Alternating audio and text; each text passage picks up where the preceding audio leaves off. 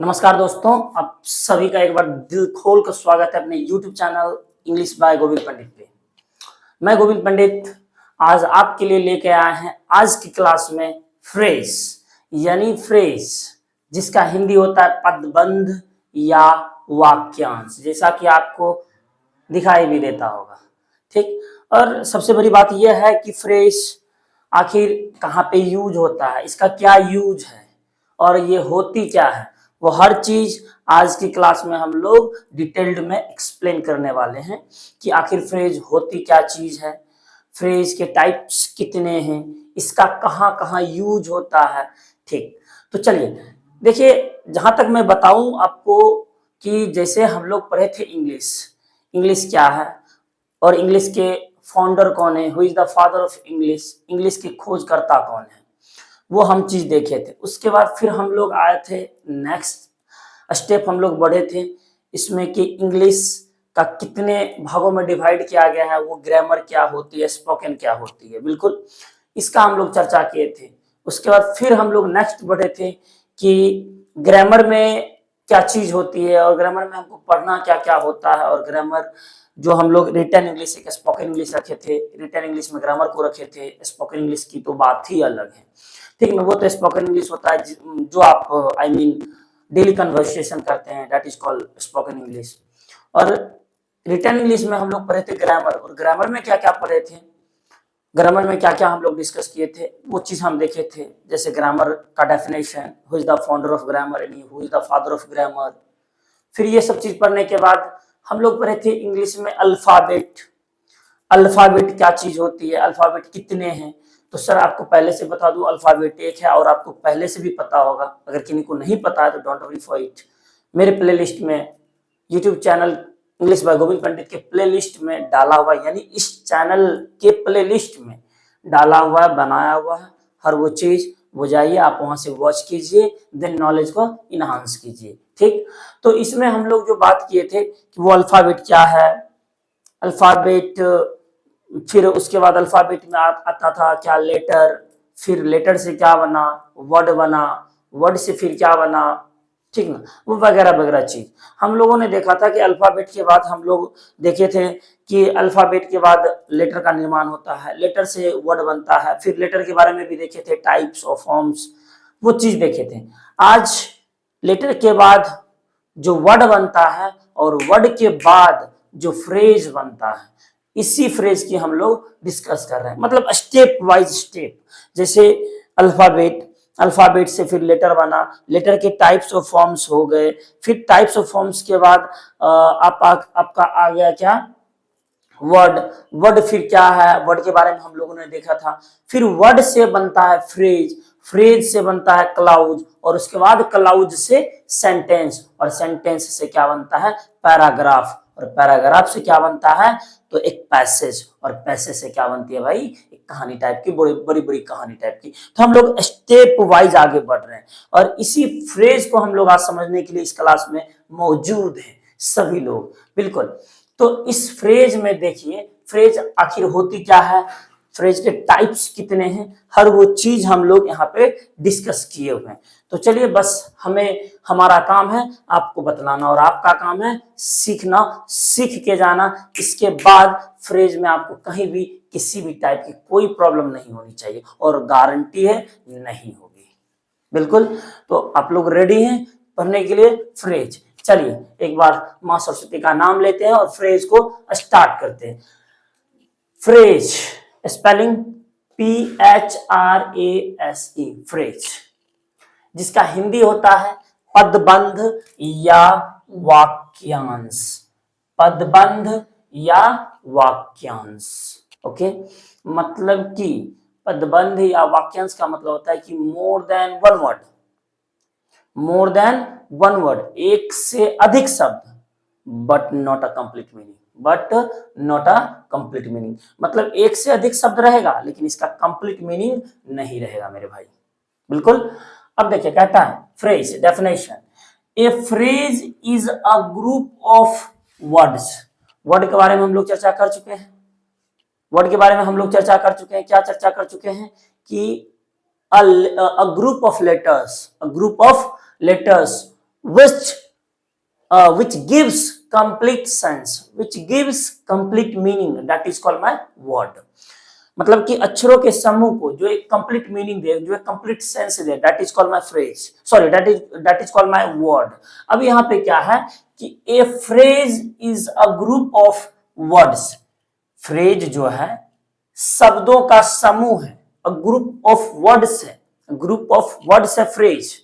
A group of letters क्या होता था, वर्ड होता था, which gives a complete meaning, वो होता था मेरा वर्ड। बट ये मेरा क्या है कि a phrase is a group of words that work together as a unit in a sentence.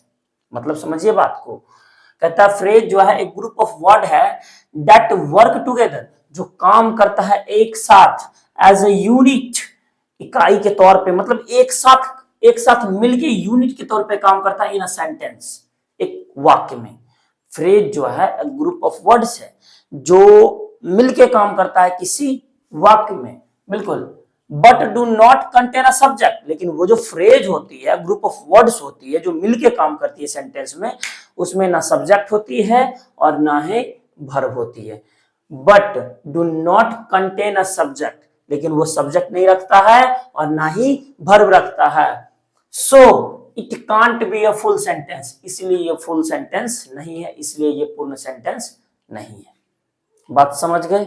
मतलब कि फ्रेज जो है अ ग्रुप ऑफ वर्ड्स है, फ्रेज जो है ग्रुप ऑफ वर्ड्स है जो काम करता है एक साथ। ग्रुप ऑफ वर्ड्स मतलब जो शब्द मिलके बनता है वो काम करता है एक साथ किसी सेंटेंस में।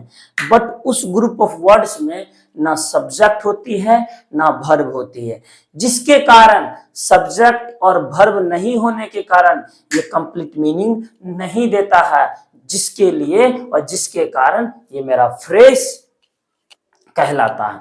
सब सेंटेंस तो कहलाएगा नहीं, बिकॉज ये मेरा फुल सेंटेंस का मीनिंग नहीं दे रहा, और फुल सेंटेंस का मीनिंग नहीं दे रहा है तो मतलब क्या, फ्रेज। बिल्कुल। चलिए, तो ये मेरा सेंटेंस हो गया, फ्रेज का डेफिनेशन हो गया। बिल्कुल, फ्रेज का डेफिनेशन ये मेरा हो गया कि can't be a full sentence, मतलब so it can't be a full sentence, इसलिए ये फुल सेंटेंस नहीं बन सकता है। क्यों नहीं बन सकता है? क्योंकि ना इसके पास वर्ब होती है, क्योंकि ना इसके पास सब्जेक्ट होती है। मोर देन वन वर्ड होता है, मोर देन वन वर्ड होता है, but not give a complete meaning, not gives a complete meaning, मतलब ये जो है कंप्लीट मीनिंग नहीं देता है, जिसके कारण ये मेरा फ्रेज होता है। बिल्कुल, तो फ्रेज का हम समझ गए, पदबंध या फिर वाक्य बंध। अब आइए, कहता है टाइप्स ऑफ फ्रेज, फ्रेज के कितने टाइप्स हैं? तो भाई there are 8 types of phrase. Phrase कितने प्रकार के होते हैं? There are 8 types of phrase. Phrase 8 प्रकार के होते हैं। कौन कौन है फ्रेज 8 प्रकार के? देखिए, यहाँ सबसे पहले आपके आगे सामने डिस्कस किया गया है, फ्रेज जो है सबसे पहला आया नाउन फ्रेज, नाउन फ्रेज। उसके बाद बात डिस्कस हुआ है वर्ब फ्रेज का, तीसरा एडजेक्टिव फ्रेज, चौथा एडवर्ब फ्रेज, पांचवा प्रीपोजिशनल फ्रेज, और छठा जिरंड फ्रेज, सातवां इंफिनिटिव फ्रेज, और आठवां हो जाता है पार्टिसिपल फ्रेज। समझ गए बात? ये सभी फ्रेज के टाइप्स हैं, यानी noun phrase, verb phrase, adjective phrase, adverbial phrase, prepositional phrase, gerund phrase, infinitive phrase और पार्टिसिपल फ्रेज। इतना आपके पास फ्रेज का टाइप्स है। और यहाँ पे जो हम इसका डिस्कशन किए हुए हैं, आखिर नाउन फ्रेज क्या है, ठीक है, वर्ब फ्रेज क्या है, एडजेक्टिव फ्रेज क्या है, वो हर चीज को यहाँ पे डिटेल्ड में लिखा गया है। देखिए, एक बात आपको हम बता दें भाई, कि जिसका जैसा काम उसका वैसा नाम, जिसका जैसा काम उसका वैसा नाम, जो जैसा काम करता है उसका वैसा नाम हम लोग रख देते हैं। बिल्कुल, ये उसी कैटेगरी में है। अब मान लीजिए नाउन है, ये नाउन दिया हुआ है, नाउन की तरह काम करेगा, नाउन से रिलेटेड कोई ऐसा काम करेगा तो हम उसे क्या कह देंगे, नाउन फ्रेज कह देंगे। एडजेक्टिव से रिलेटेड कोई एडजेक्टिव की तरह कोई भी बिहेव करेगा, उसे हम एडजेक्टिव फ्रेज कह देंगे। एडवर्ब की तरह कोई बिहेव करेगा, उसे हम एडवर्बल फ्रेज कह देंगे। तो वो जो जैसा काम करेगा उसका वैसा नाम हम लोग रख देते हैं। ये तो हड़प्पा सभ्यता से ही चलती आ रही है, जिसका जैसा काम उसका वैसा नाम। अब देखिए यहाँ पे नाउन फ्रेज कहता है, नाउन फ्रेज क्या है? तो देखिए यहाँ पे कहता है एक्ट्स लाइक ए नाउन, मतलब ये जो है नाउन फ्रेज एक्ट करता है, एक्ट मतलब अभिनय करना या फिर काम करना या उसके जैसा करना, एक्ट लाइक अ नाउन कहता है, ये जो काम करता है नाउन की तरह काम करता है, इसलिए इसे हम क्या कहते हैं, नाउन फ्रेज। मतलब कोई ऐसा फ्रेज जो नाउन की तरह काम करे, मोर देन वन वर्ड होना चाहिए, फ्रेज होने के लिए मोर देन वन वर्ड होना चाहिए, बट इसमें ना सब्जेक्ट होना चाहिए ना वर्ब होना चाहिए और ना ही कंप्लीट मीनिंग देनी चाहिए। जैसे सब्जेक्ट और वर्ब नहीं होगा वैसे ही मेरा noun I mean complete meaning देगा नहीं। बिल्कुल, बस ध्यान इतना देना है कि नाउन की मतलब नाउन से रिलेटेड कोई ऐसा काम करेगा, एक्ट्स लाइक अ नाउन, नाउन की तरह कोई काम करेगा उसलिए नाउन फ्रेज कह देंगे। अब इस सेंटेंस में हमको बताइए, the little boy is sleeping, ऐसा कौन सा वर्ड है जो नाउन की तरह काम कर रहा है और ये मेरा नाउन फ्रेज है? सर आपको हम बता देते हैं, देखिए यहाँ पे the little boy is sleeping, भाई रे इज मेरा हो गया वर्ब, स्लीपिंग हो गया मेरा वर्ब। अब देखिए द लिटिल बॉय फ्रेज होने के लिए मोर देन वन वर्ड, एक से अधिक शब्द चाहिए और कुछ नाउन से रिलेटेड काम करेगा तो नाउन फ्रेज। अब यहाँ पे देखिए द लिटिल बॉय, एक दो तीन, मोर देन वन वर्ड, एक वर्ड से अधिक है। बिल्कुल, ये नाउन, अच्छा नाउन होने के लिए हमें क्या पहचानना है? सर किसी भी वर्ड के पहले अगर दा मिल जाए तो वो मेरा क्या कहलाता है? नाउन कहलाता है। किसी भी वर्ड के पहले ए एन दा मिल जाए तो वो मेरा क्या कहलाता है? सर नाउन कहलाता है। बिल्कुल, अब यहाँ पे देखिए कि बॉय एक वर्ड, लिटिल दो वर्ड और दा तीन word, more than one word. बिल्कुल, a phrase is a group of words that work together as a unit in a sentence, जो काम करता है एक साथ किसी सेंटेंस में, but do not contain a subject and a verb, ना सर इस इतना में ना सब्जेक्ट है और ना वर्ब है, so it can't be a full sentence, इसलिए ये फुल सेंटेंस नहीं है, इसलिए मेरा क्या है? फ्रेज है। तो भाई रे ये मेरा फ्रेज बनेगा और कैसा फ्रेज बनेगा? सर नाउन फ्रेज बनेगा। कोई दिक्कत, कोई शक नहीं ना? मतलब नाउन से कोई रिलेटेड काम करेगा, बस हमें ध्यान देना है, मोर देन वन वर्ड रहेगा वो मेरा नाउन फ्रेज होगा। बिल्कुल, अगला देखिए कहता है वर्ब फ्रेज। भाई रे main verb plus helping verb के सम्मिलित रूप को, main verb plus helping verb के सम्मिलित रूप कहीं मिल गया तो उठा कर रख दो वर्ब फ्रेज में, कोई दिक्कत वाली बात ही नहीं है। हाँ, उठा के रख दो वर्ब फ्रेज में। चलिए यहाँ देखिए, यहाँ वर्ब फ्रेज आप आसानी से पकड़ सकते हैं। सर हेल्पिंग वर्ब आपको पता है, हेल्पिंग वर्ब क्या आपको पता है? Sir there are 24 helping verbs, 24 helping verbs हैं। Is, am, are, was, were, has, have, had, do, does, did, can, could, shall, should, will, would, may, might, need to, ought to, used to, dare to, must, ये हमारा क्या हो गया? 24 यानी 24 helping verb हो गया। और मेन वर्ब हमको पता है, मेन वर्ब जिसके अंत में ना लगा रहे मेन वर्ब कहलाता है। मेन वर्ब के कितने रूप होते हैं? 5 रूप होते हैं, V1, V2, V3, V4, V5। V1 verb अपना रियल फॉर्म में मेन वर्ब होता है। V2 और V3 वैसा मतलब 90% वर्ब में ईडी या डी लग जाए तो मेरा V2 और V3 का निर्माण हो जाता है। और V4 हमको अच्छे से पता है बनाने के लिए, V4 हमको अच्छे से आता है बनाने के लिए। V1 में आईएनजी जोड़ दीजिए, V4 का निर्माण कर लीजिए। देख लीजिए यहाँ पे रीड में आईएनजी जोड़ दिया गया और रीडिंग हो गया, यही मेरा क्या हो गया? मेन वर्ब हो गया। बिल्कुल, अब हम यहाँ आपको क्या बताएं कि main verb plus helping verb, main verb helping verb के सम्मिलित रूप को हम क्या कहते हैं? जिरंड कहते हैं। कैसा जिरंड कहते हैं? सॉरी, ये फ्रेज कहते हैं। कैसा फ्रेज कहते हैं? वर्ब फ्रेज कहते हैं। तो मेरे दोस्त ये क्या हो गया? वर्ब फ्रेज हो गया। बस हेल्पिंग वर्ब और मेन वर्ब के सम्मिलित रूप को आप वर्ब फ्रेज कह सकते हैं। अगला ये एडजेक्टिव फ्रेज कहता है डिस्क्राइब्स अ नाउन, जो नाउन को डिस्क्राइब करे। ये था एक्ट लाइक अ नाउन, नाउन की तरह काम करे, बट यहाँ है डिस्क्राइब्स अ नाउन, नाउन के बारे में जो उल्टा सीधा कह दे, नाउन के बारे में जो विशेषता कह दे। बट ध्यान ये रहना है कि मोर देन वन वर्ड रहेगा, और मोर देन वन वर्ड रहेगा और उस वर्ड मतलब I mean more than one word में ना सब्जेक्ट होनी चाहिए ना वर्ब होनी चाहिए। बिल्कुल, डिस्क्राइब्स अ नाउन, देखिए यहाँ पे डिस्क्राइब कर रहा है द हाउस, घर, with the red door, is mine, इस घर की विशेषता बता रहा है विथ द रेड डोर। ये जो घर था ये घर बना हुआ है with the red door is mine, मतलब घर जो लाल दरवाजा से बना हुआ है, मतलब किसी संज्ञा या सर्वनाम की विशेषता या गुण को बतलाने वाले को हम कहते हैं adjective. Adjective is a word which show quality और क्वांटिटी ऑफ ए नाउन और ए प्रोनाउन। जो संज्ञा या सर्वनाम की विशेषता या गुण को बता दे उसे हम एडजेक्टिव कहते हैं, और संज्ञा या सर्वनाम की विशेषता या गुण को बतलाने वाला वर्ड, एक वर्ड मेरा एडजेक्टिव कहलाता है, लेकिन जैसे ही मोर देन वन वर्ड हो जाएगा मेरा एडजेक्टिव फ्रेज कहला जाएगा। मेरे भाई ये जो घर है, द हाउस दिखाई आपको पड़ रहा है, इस घर जो है, इस घर की विशेषता है विथ द रेड डोर, मतलब एक वर्ड, दो वर्ड, तीन वर्ड, चार वर्ड से इस घर की विशेषता बताया जा रहा है, इसलिए ये मेरा क्या होगा, ये मेरा होगा एडजेक्टिव फ्रेज। ये मेरा हो जाएगा क्या भाई, एडजेक्टिव फ्रेज, बिल्कुल। अब आइए एडवर्बल फ्रेज, कहता है describes a verb, describes a verb, जो वर्ब की विशेषता को बता दे, जो वर्ब को डिस्क्राइब करे उसे हम एडवर्ब कहते हैं। नाम से ही पता चलता है एडवर्ब, एडवर्ब यानी वर्ब में कुछ ऐड कर दो और उसे एडवर्ब फ्रेज बना लो। तो देखिए एडवर्ब यहाँ कहता है ही रैन वेरी क्विकली, भाई ही सब्जेक्ट हो गया, रैन वर्ब हो गया। अब ही रैन, वह भागा, कैसे, वह भागा कैसे, वेरी क्विकली, वेरी क्विकली, और यही मेरा वेरी क्विकली वर्ड ही मेरा क्या बन गया, एडवर्ब फ्रेज। कारण पता है क्यों, क्योंकि ये जो है इसमें विशेषता, इसमें कुछ ऐड कर दिया, इसमें कुछ ऐड कर दिया, और यही मेरा क्या हो गया, ही रैन वेरी क्विकली, ये मेरा एडवर्ब फ्रेज हो गया।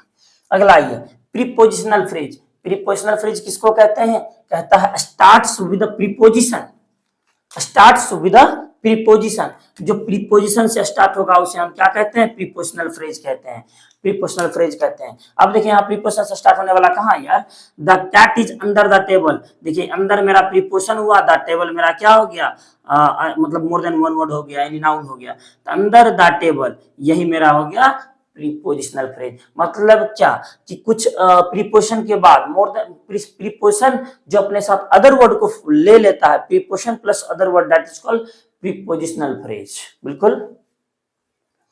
अब आइए कहता है जिरंड फ्रेज किसको कहते हैं भाई, कहता है starts with an ING word, starts with an ING word, ऐसा कोई मोर देन वन वर्ड जो आईएनजी वर्ड से स्टार्ट हुआ हो उसे हम क्या कहते हैं, जिरंड फ्रेज कहते हैं। देखिए यहाँ पे जिरंड फ्रेज कौन हो जाएगा, ईटिंग आइसक्रीम इज फन, देखिए वर्ब से पहले जो भी है, eating ice cream, eating ice cream, eating मेरा हो गया जिरंड, और इसके साथ मोर देन वन वर्ड है, ईटिंग आइसक्रीम मतलब आइसक्रीम खाना, इज फन बहुत फन है, बहुत मजेदार है, राइट। तो ईटिंग आइसक्रीम ही हो जाएगा क्या, मेरा जिरंड फ्रेज। और जिरंड किसको कहते हैं, इसका दूसरा नाम होता है वर्बल नाउन, किसी भी वर्ब में आईएनजी लगा दो, जिसे smoking is injurious for health, smoking जो है सिगरेट पीना वो क्या है, स्वास्थ्य के लिए हानिकारक है, इंजूरियस है। अगला देखिए कहता है infinitive phrase, starts with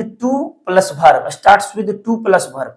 infinitive phrase, infinitive उसको कहते हैं कि टू प्लस वी वन को हम लोग इन्फिनिटिव कहते हैं, टू प्लस वी वन को हम लोग क्या कहते हैं, इन्फिनिटिव कहते हैं, बिल्कुल।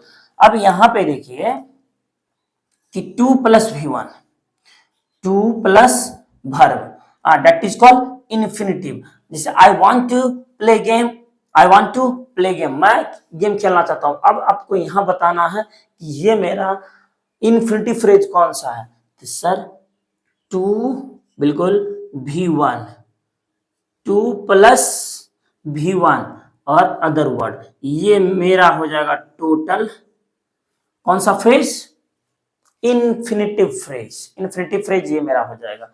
इन्फिनिटिव हम उसको कहते हैं कि to plus V one, that is called infinitive, ये मेरा to plus V one plus other word, that is called infinitive phrase.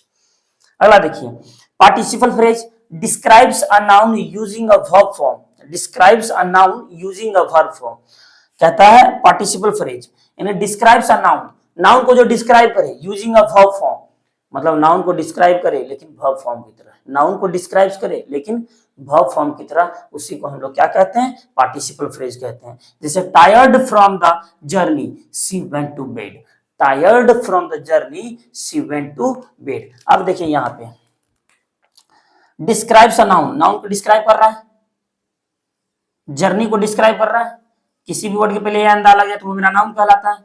बिल्कुल, describes a noun using a verb form, verb form का प्रयोग करते हुए, वर्ब फॉर्म का प्रयोग करते हैं, टायर्ड का प्रयोग करते हैं, टायर्ड मतलब समझा ना, टायर्ड फ्रॉम द जर्नी। तो ये टोटल मेरा जो हो जाएगा, ये टोटल जो हो जाएगा भाई रे, ये जो टोटल होगा ये मेरा होगा कौन सा phrase, tell me, participle phrase. बिल्कुल, तो आई होप फ्रेज आपको अच्छे से समझ आ गया होगा, बहुत अच्छे से समझ आया होगा, ठीक। और इस फ्रेज के बाद आपको जरा सा भी फ्रेज में कोई कंफ्यूजन नहीं रहा होगा, आई होप, मेरी इतनी उम्मीद है। बिल्कुल, तो अगली पार्ट में यानी अगली स्लाइड में यानी अगली क्लास में हम लोग क्लाउज के बारे में डिस्कस करेंगे। फ्रेज इतना ही तक था, और पता है कि वो हर चीज को जोड़ते जोड़ते हम लोग एक सीढ़ी दर सीढ़ी आगे बढ़ते जा रहे हैं। सो प्लीज आपसे रिक्वेस्ट है कि जितनी भी क्लास में बताई जा रही है उतना आप कंप्लीट कर ले, कवर कर ले, छोटा छोटा, इसे आधा घंटा का या फिर 20 मिनट का या फिर 15 मिनट का, जो भी हो, जो भी बताया जा रहा है, प्लीज आप अच्छे से कीप अप कीजिए, माइंड में रखिए, ताकि आप जो है एक दिन अच्छी इंग्लिश में अपना पकड़ बना सके। बिल्कुल, और विशेष आप अपना यूं ही प्यार बनाए रखिए। मिलते हैं कल नेक्स्ट क्लास में, नेक्स्ट वीडियो में। तब तक smart good night, bye bye, see you, take care, love you all, bye.